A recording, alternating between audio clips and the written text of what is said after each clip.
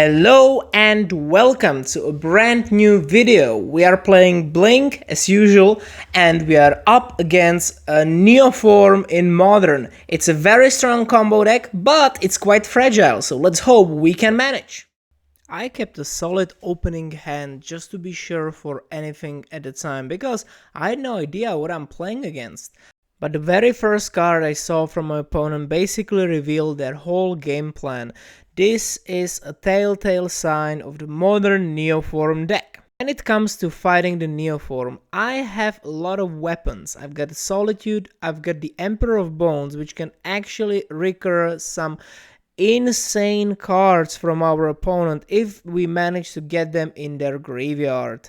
I chose to keep the Ephemerate because with Solitude it can be a great addition here. Furthermore, playing the untapped land just to play Thalia, it was quite obvious for my opponent, but still, what else can I do? Deploying Thalia with the Solitude could just be enough.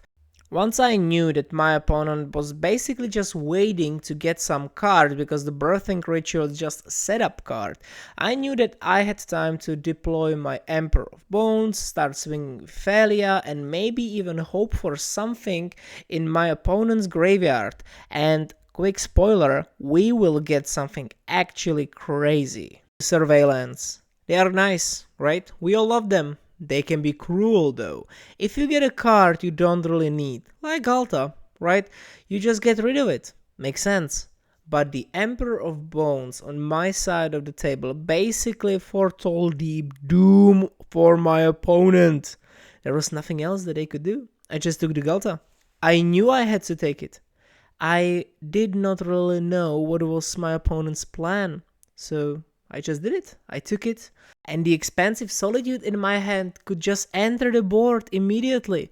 I also had a plan to exile it and then exile the Ghalta on my side to gain 12 life as well. Well, this was lethal, so I knew that my opponent had to do something just to stay alive. My opponent had to do something because it was lethal, so they had to play the Shoal just to stay alive. In Shoal is a combo with Griselbrand because you pay 7 to draw 7 cards and then you exile the Shoal with something very expensive to just gain more life and repeat the process. Right here, I used the Solitude to go up to 28 life and my opponent just realized it was over. Sideboard was simple. I need more interactive plan. Game 2 was quite nice when it comes to the opening hand. I had the interaction, I managed to draw a Thoughtseize, which meant I knew what my opponent had, and the Neoform was the card I needed to get rid of. It slowed down my opponent significantly, so I had time to deploy the Overlord, which managed to find Solitude, which is another great answer.